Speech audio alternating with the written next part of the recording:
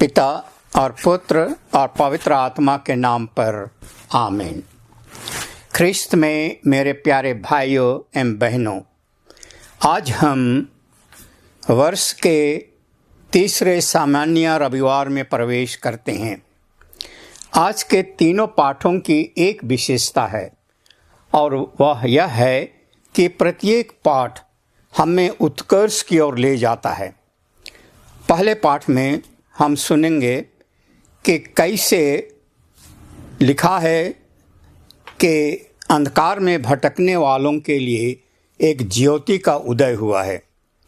दूसरे पाठ में हम सुनेंगे कि हम ज्योति के संतान हैं, इसलिए दलबंदी दुश्मनी को छोड़ करके मेल मिलाप के साथ रहना है।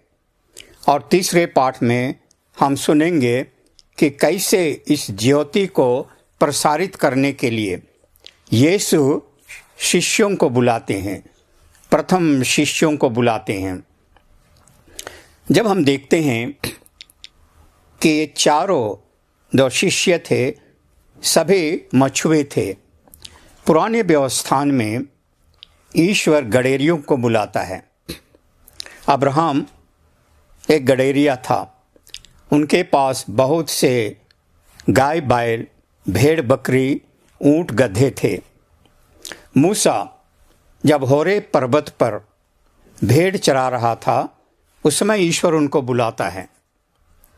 दाऊद जब वह अपने पिता के भेड़ की रखवाली कर रहा था, उसमें ईश्वर उसको बुलाता है। बहुत से जो नबी हुए पुराने व्यवस्थान में, वे गडेरिये थे, चरवाहे थे। जब यीशु का जन्म होता है, सर्वप्रथम इसकी सूचना गडेरियों को मिलती है। लेकिन जब हम पुराने व्यवस्थान में बहुत सुंदर एक स्तोत्र ग्रंथ है, स्तोत्र ग्रंथ 23, उसमें लिखा है कि प्रभु मेरा चरवाहा है, मुझे किसी चीज़ की कमी नहीं होगी। जब हम नए व्यवस्थान में आते हैं, यीशु स्वयं कहते हैं, मैं एक भला चरवाहा हूँ, मैं एक भला गडेरिया हूँ। लेकिन जब शिष्यों का बुलावा होता है तो वे गडेरियों को, चरवाहों को नहीं बुलाते हैं, वे मछुओं को बुलाते हैं। क्यों यीशु मछुओं को बुलाते हैं?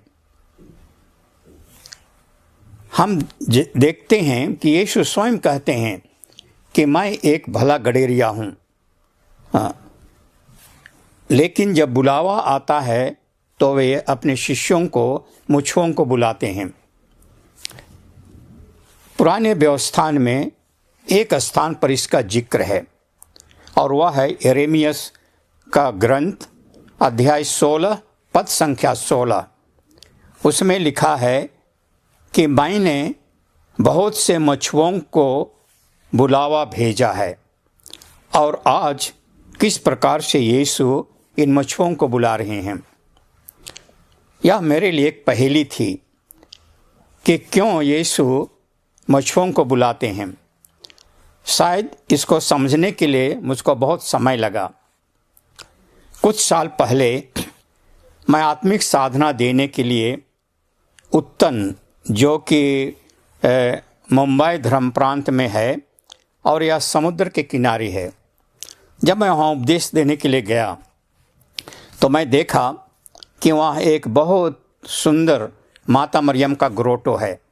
एक पहाड़ है और उसी से आकर के समुद्र का पानी टकराता है और उसी के ऊपर में एक बहुत सुंदर ग्रोटो बनाया गया है, गिरजाघर बनाया गया है और आसपास केवल मछुए हैं और उन्होंने ही इसे बनाया है। और प्रतिदिन शाम के समय ये शोभा यात्रा निकालते हैं, सब कोई वहाँ पर आकर के प्रार्थना करते हैं, भजन गाते हैं। और पूरे धर्म प्रांत में शायद यह स्थान सबसे उदार स्थान है। लोग आजकल सैकड़ों में, हजारों में योगदान देते हैं, दान देते हैं, ये लाख में दान देते हैं।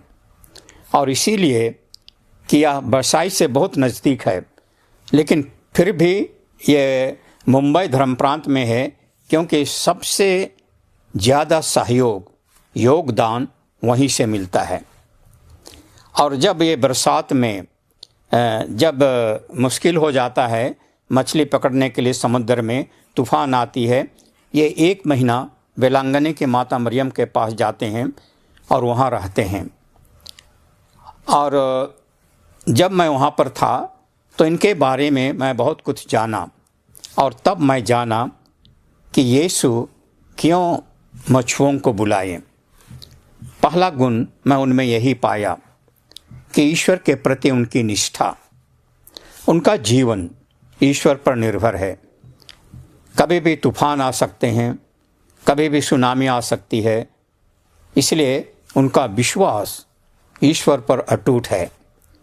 वे समुद्र में जाने के पहले और बाद में वे प्रार्थना करते हैं, क्योंकि उनका जीवन ईश्वर पर निर्भर है, उनके परिवार का जीवन ईश्वर पर निर्भर है। उनकी दूसरी विशेषता मैंने यही पाया कि निर्णयात्मक क्षमता है उनमें, विवेक है। वे निर्णय कर सकते हैं कि कब समुद्र में जाना है, कब नहीं जाना है, हवा किस रुख ले रही है, कब मछली मिलेगी, उनका ये पूरा ज्ञान रहता है।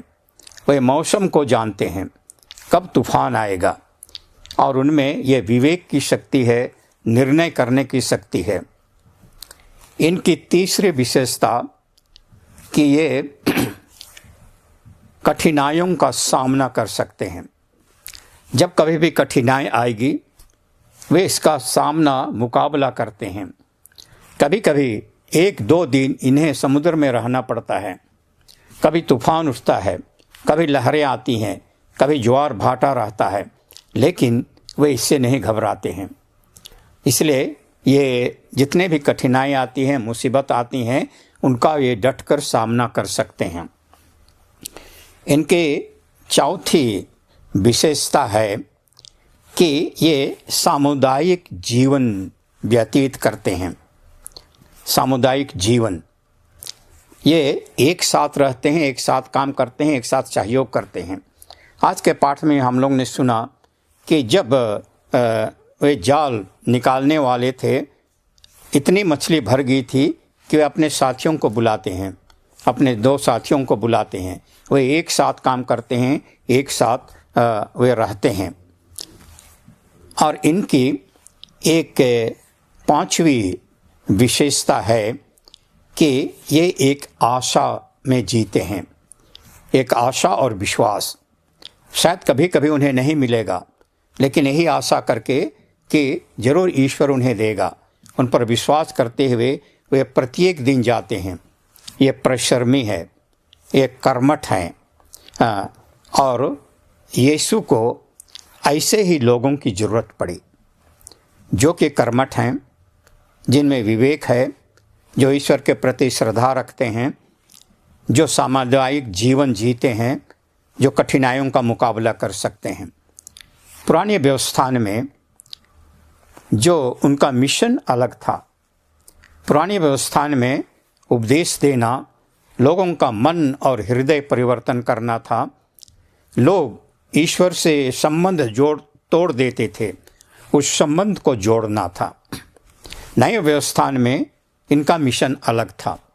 नए व्यवस्थान में मिशन था कि ईश्वर के राज्य को इस दुनिया में लाना, और उनके लिए शायद मछुओं से ज़्यादा कोई उपयुक्त नहीं रहते। हम देखते हैं कि इन 12 शिष्यों के द्वारा पूरी दुनिया बदल गई। कैसे ये प्रचार करने के लिए जाते हैं, और उनमें जो गुण उनके परिवार में था, जो गुण बचपन में था, जो संस्कार उनको मिला था, जो वे काम करते थे, वही काम वे अभी भी कर रहे हैं। और कैसे उनका यह गुण या परिश्रम फल लाता है। आज जब हम इस पाठ को पढ़ते हैं, ईश्वर भी हमें बुलाता है कि ईश्वर के राज्य को इस दुनिया में लाने के लिए ईश्वर भी हमें एक बुलाहट देता है, एक बुलाता है। और ईश्वर का राज्य क्या है? ईश्वर का राज्य वही है जहाँ प्रेम है, जहाँ दया है, जहाँ क्षमा है, जहाँ सहयोग है, जहाँ भाईचारा है, जहाँ क्षमा है। यही ईश्वर का राज्य है और उसी के लिए ईश्वर हमें बुलाता है। इसलिए हम जहाँ कहीं भी जाएं, हम इस प्रेम को बांटें, इस दया को बांटें, इस क्षमा को बांटें। और जहाँ कहीं भी ये प्रेम है, दया है, क्षमा है, शांति है, ईश्वर का राज वहीं पर है। हम सिर्फ संदेश वाहक नहीं हैं, हम स्वयं एक संदेश बन जाते हैं। हम लोगों का जीवन ही एक संदेश है और हम लोगों का ये कार्य ही, हम लोगों का व्यवहार ही, हम लोगों की बातचीत ही एक संदेश है। इसलिए आइए आज हम एक संदेशवाहक बने और हम यह महसूस करें कि हम ही संदेश हैं।